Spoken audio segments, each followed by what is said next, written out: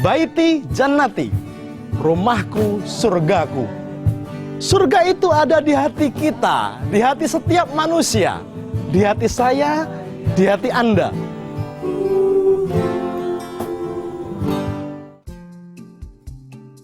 Assalamualaikum. Waalaikumsalam.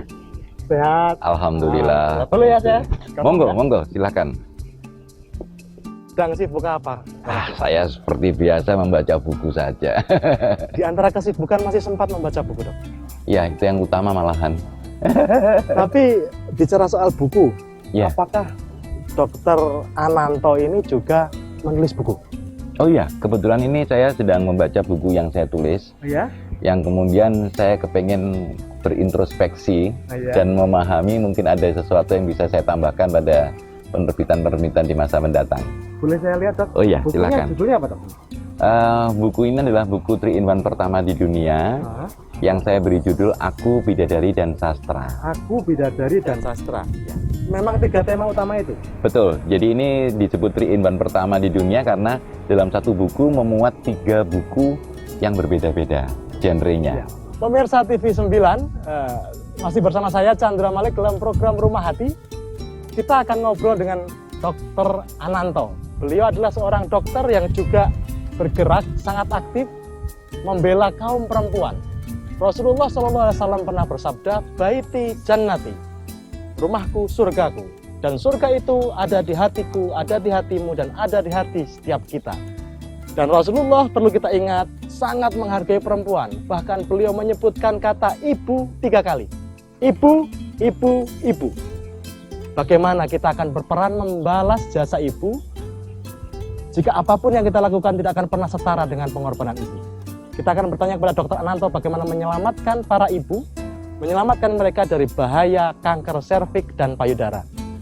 Dok, ini buku bicara juga soal bidadariku ya, Dok ya? Betul, betul.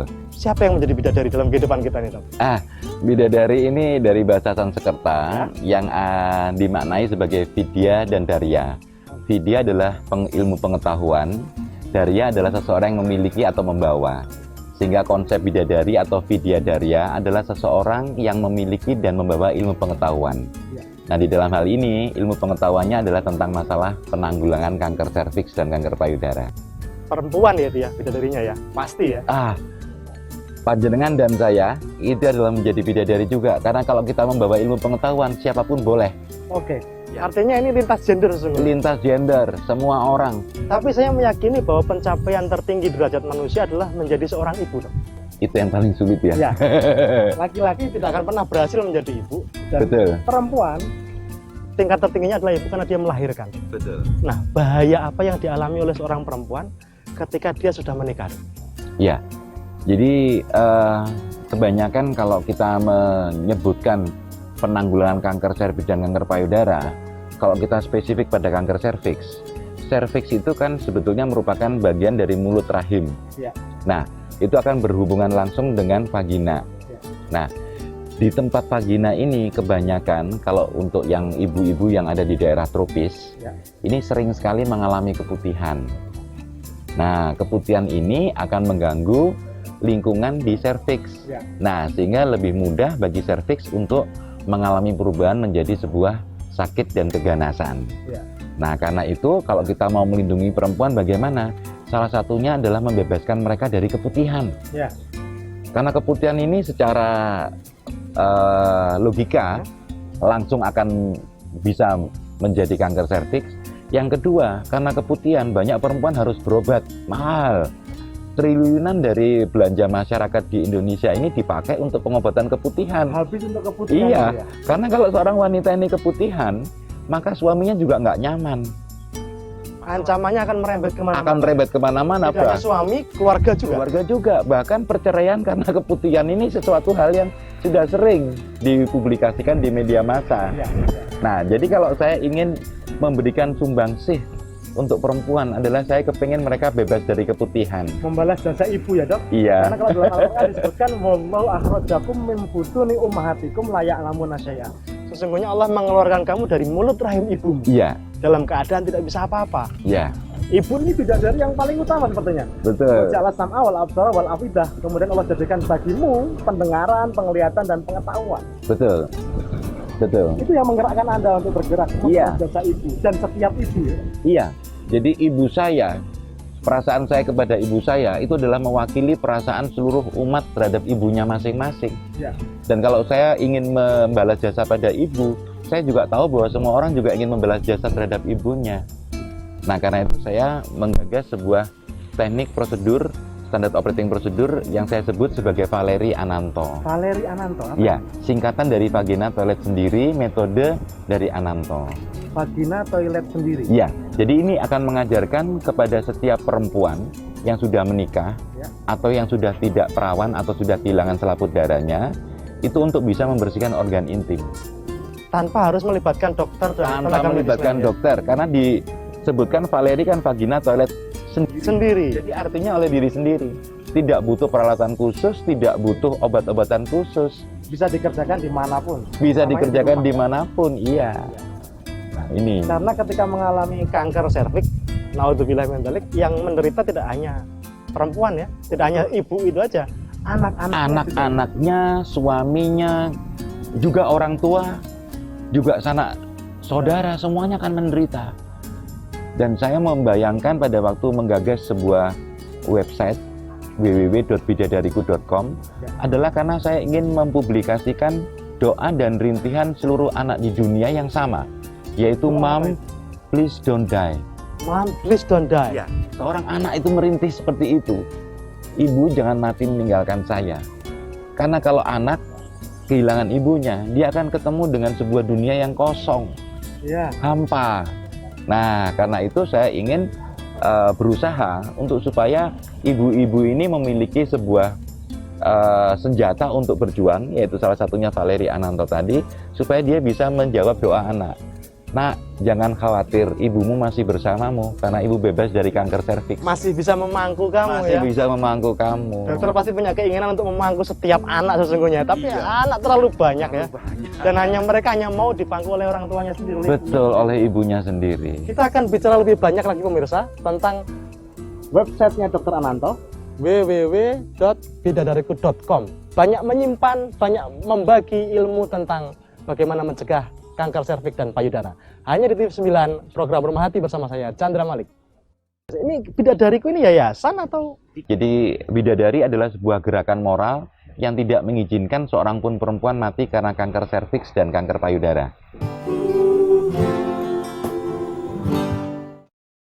Baiti Jannati, rumahku surgaku. Surga itu ada di hati kita, di hati setiap manusia, di hati saya, di hati Anda.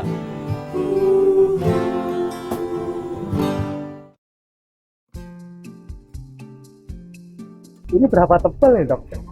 Hampir 300 halaman, 300 halaman, ditulis dalam berapa lama? 2,5 tahun. 2,5 tahun. Ya, karena ada penelitian-penelitian yang harus saya lakukan Hah? sebelum saya mempublikasikan buku ini. Ada berapa artikel kalau di website? Ada 375 artikel yang saya tulis. Tetapi di dalam buku ini, artikel yang di website itu untuk bidadariku.com, sedangkan buku ini karena pengabdian saya kepada sebuah sastra, lebih ke arah sastranya. Sambil diminum dok. Oh ya, Wah, saya malah belum dapat ini. iya. Mas, saya pesan kopi dong. Ada ya?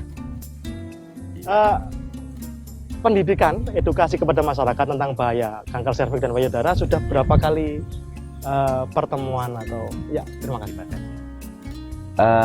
Mulai, Kampanyenya ini, Dok. ya.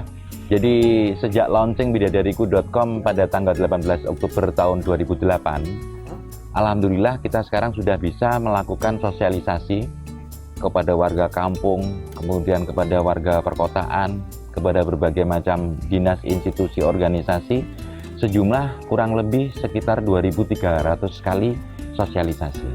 2.300 kali. Sosialisasi. Itu dengan swadaya masyarakat. Swadaya kami. Luar biasa. Ini Bidadariku ini yayasan atau? Tidak, kita bukan yayasan, bukan LSM Ya. atau organisasi semacam itu. Tidak komersil? Tidak komersil. Ya. Jadi Bidadari adalah sebuah gerakan moral yang tidak mengizinkan seorang pun perempuan mati karena kanker serviks dan kanker payudara.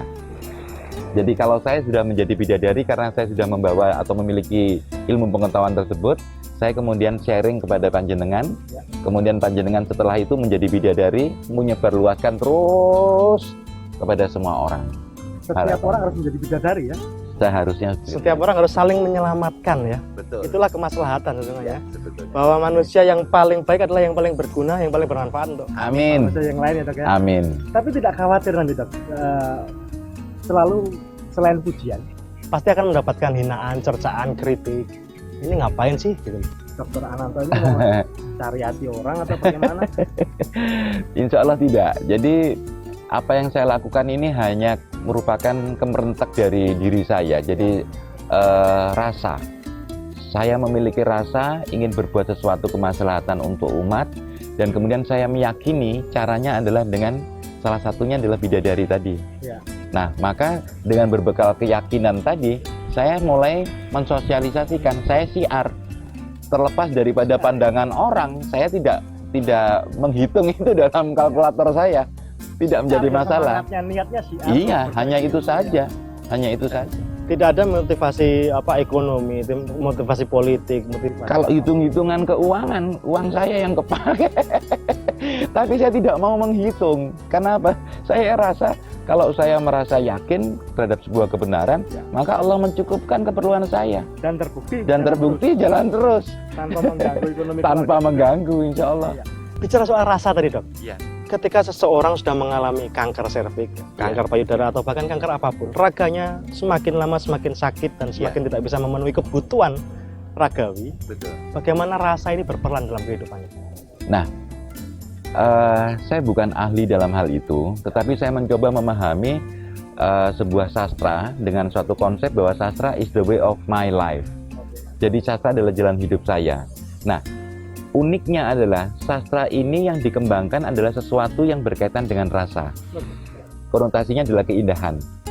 Sastra tidak banyak dikaitkan dengan raga, meskipun sebetulnya menjadi satu.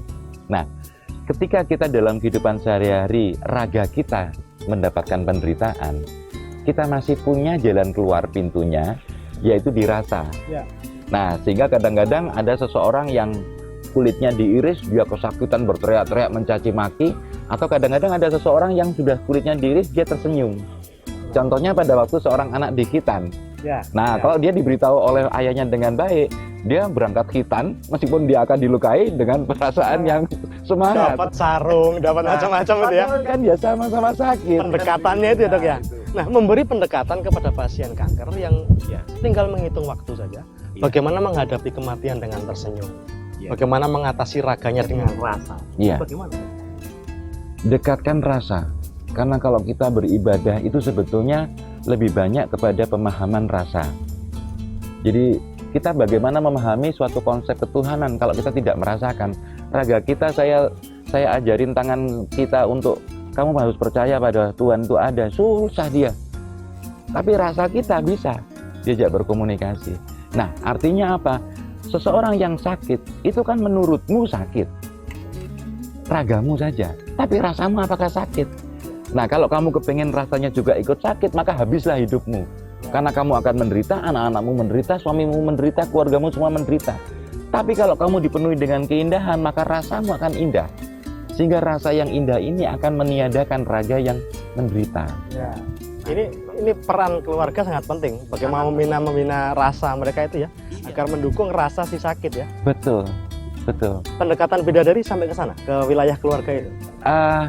Ketidakmampuan saya untuk berada di bidang penjabaran ini, kami belum sampai. Tapi perjuangannya sangat signifikan karena langsung to the point kepada para ibu ya. Iya. Perlahan-lahan seperti itu. Ini ibu yang mengalami kanker serviks dan payudara, yang belum atau bahkan kita berharap tidak sampai mengalami.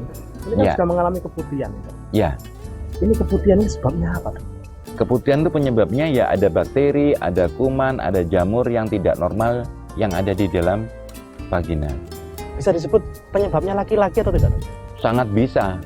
Karena apa? Selama ini, mohon maaf, kalau laki-laki kumpul sama istri, itu loh nggak pernah membersihkan organ kemaluannya dulu, dicuci pakai sabun juga enggak.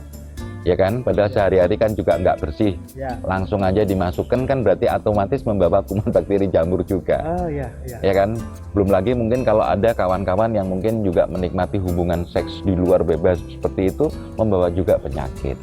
Itu. Tetapi ini saya tidak menghakimi apa-apa, tetapi risiko itu ada. Jadi kalau memang ini apakah betul hanya murni harus dilakukan atau diketahui oleh perempuan, menurut saya tidak. Laki-laki lebih dulu tahu. Ya. Perlu. Karena apa? Laki-laki sebagai imam di keluarga. Nah ini, pemirsa TV 9, laki-laki juga perlu mengetahui tentang kanker serviks, kanker payudara, perlu mengetahui tentang bagaimana membersihkan organ intimnya sendiri dan organ intim pasangannya, karena kesehatan itu milik setiap manusia tanpa melihat latar belakangnya. Hanya di Rumah Hati di TV 9. Jangan kemana-mana, saya Chandra Malik akan kembali. Semua wanita pada dasarnya malu. Tetapi mereka juga memerlukan informasi ini. Dan kemudian dia lakukan terus-menerus selama 1 minggu, ternyata tetap tidak keputihan. Akhirnya dia undang suaminya untuk bersilaturahim lagi. Dan kemudian mereka kemudian sepakat untuk mencabut gugatan cerai dan membina keluarga lagi. Baiti Jannati, rumahku surgaku. Surga itu ada di hati kita, di hati setiap manusia, di hati saya, di hati Anda.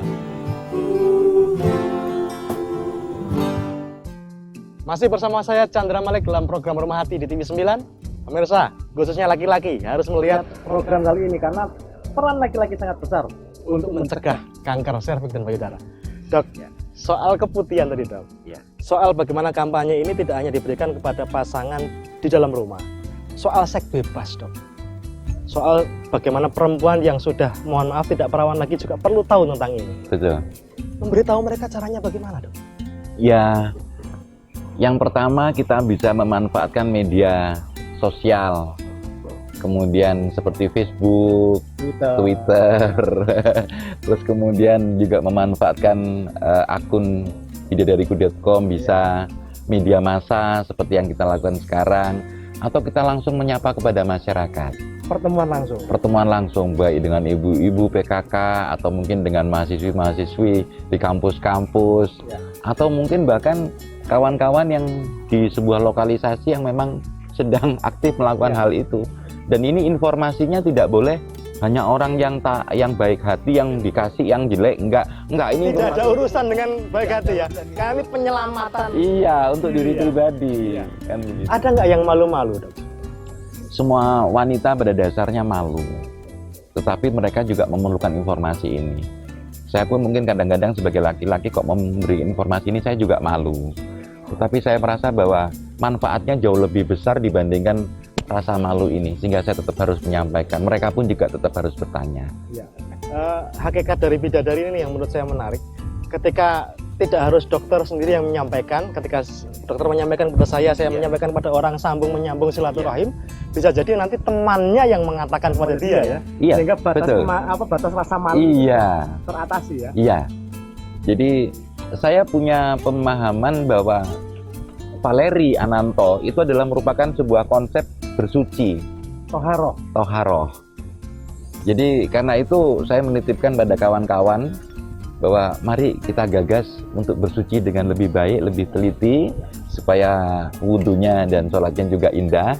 Nah, konsepnya pada Valeri ini salah satu yang mendukung toharoh itu. Ya. Keputihan lagi dok. Ini tadi dokter mengatakan ada beberapa kasus bahkan banyak perceraian terjadi karena keputihan. Betul. Valeri Ananto sudah berhasil menyelamatkan perceraian atau belum? Saya sudah pernah mendapatkan laporan SMS dari yang bersangkutan langsung, di mana dia ini punya kasus digugat cerai suaminya selama 2 tahun, belum putus. Terus kemudian setelah dia mengetahui Valeri Ananto ini, dia mempraktekkan pada sore hari, dan kemudian dia mendapati dirinya pada pagi harinya sudah tidak keputihan. Bisa disebut seketika ya itu ya? Hanya waktu 1 malam saja ya? Dan kemudian dia lakukan terus-menerus selama 1 minggu, ternyata tetap tidak keputihan. Akhirnya dia undang suaminya untuk bersilaturahim lagi, dan kemudian mereka sepakat untuk mencabut gugatan cerai dan membina keluarga lagi.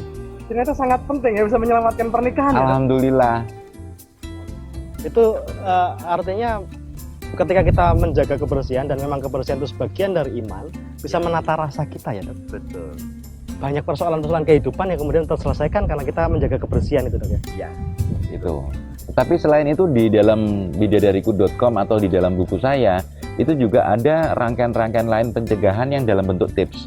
Seperti ada sarari, pemeriksaan payudara sendiri. Sarari. Ya, ada juga sarami, pemeriksaan payudara bersama suami. Nah, sehingga apa? Laki-laki sebagai imam, dia juga bisa memeriksa kondisi payudara istrinya melalui pendekatan-pendekatan yang berkaitan dengan sedikit ilmiahnya. Ada. Kemudian kita juga ada yang namanya kartu skor. Kartu skor untuk deteksi dini risiko kanker. Nah, sehingga pada waktu seseorang perempuan mengisi, dia akan langsung tahu, oh ini skor saya tinggi, berarti saya risikonya juga tinggi. Nah, kalau begitu bagaimana cara saya untuk mengurangi risiko? Ya, apa-apa yang menyebabkan angkanya menjadi tinggi, itu yang tidak dilakukan. Satu contoh pertanyaannya seperti ini, apakah Anda termasuk orang yang berganti-ganti pasangan, seks? Nah, ini nilainya 5, tinggi. Nah, akhirnya risikonya tinggi kan? Nah, kalau dia kepingin risikonya rendah, gampang. Berhentilah, kan begitu saja. Ya. Itu termasuk juga seperti standing P, kemudian juga pemahaman cervical and breast cancer tree. Jadi bagaimana di dalam sebuah akar batang dan kemudian di daunan pohon itu orang memahami apa saja penyebabnya dan kemudian bagaimana yang bisa dilakukan sampai terjadinya sebuah kanker dan apa yang bisa dilakukan oleh orang lain untuk membantu dalam bentuk pemahaman seperti itu. Ini benar-benar harus gerakan bersama ya untuk menyelamatkan kehidupan. Tidak hanya menyelamatkan 1-2 nyawa, tapi kehidupan itu sendiri ya. Iya, betul, kehidupan itu sendiri. Kalau kemudian sudah terlanjur terkena kanker, Iya, bagaimana? Apa yang harus dilakukan? iya. Kalau saya lebih condong kepada rasa yang harus kita kedepankan. Karena di raga, kalau raga ini taruh katalah kita perang kemudian tangan kita terputus, ya sudah terputus saja. Sekarang bagaimana kita menerima? Nah, sehingga raga kita sakit kanker, ya sudah sakit kanker saja. Rasa bagaimana? Maka ini pengaruh sastra akan tampil. Nah, ketika sastra ini adalah suatu bentuk olah rasa yang penuh keindahan, maka saya bisa membuat komitmen, statement, termasuk di buku ini, kita akan menyapa anugerah kanker. Menyapa anugerah kanker. Iya, karena kanker itu anugerah. Iya. Kita ini loh, meskipun minta setiap malam, belum tentu Allah memberikan kita anugerah kanker. Iya, logika ya. Iya kan? Logika Nah, nah, artinya apa? Allah itu menurunkan sesuatu untuk menguji kita adalah untuk menaikkan derajat kita. Nah, kalau kita diberi kanker, insya Allah itu untuk menaikkan derajat kita. Kalau kita cerdik menyikapinya. Maka dengan adanya rasa yang indah tadi, yang akan dibangun melalui suatu pendekatan sastra, ya maka seorang ibu akan mengetahui, oh baik, saya mungkin akan 3 tahun lagi lah, 5 tahun lagi, atau berapa tahun lagi lah, apa terserah kata dokter. Tetapi saya masih punya hari ini untuk melayani, menyayangi anak saya. Saya masih punya malam nanti untuk melayani suami saya. Seperti itu. Pemirsa TV 9, ternyata tentang kehidupan ini kita tidak harus bicara tentang apa yang sudah terjadi, tapi sisa waktu yang kita miliki. Manajemen deadline, ya. Jadi kita sama-sama tidak tahu kapan ajal akan tiba. Ketika masih ada hari ini, ketika masih ada waktu, ketika masih ada sekarang, pergunakan untuk sebaik-baiknya menyampaikan komunikasi dari hati kita sendiri. Hanya bersama saya, Chandra Malik, dalam program Rumah Hati. Jangan kemana-mana. Beliau ini dokter, sastrawan, atau apa sesungguhnya ya? Saya kembali pada diri saya yang sederhana ini, saya merenung. Dan kemudian saya akhirnya berkesimpulan bahwa ternyata saya ini adalah manusia setengah dewa.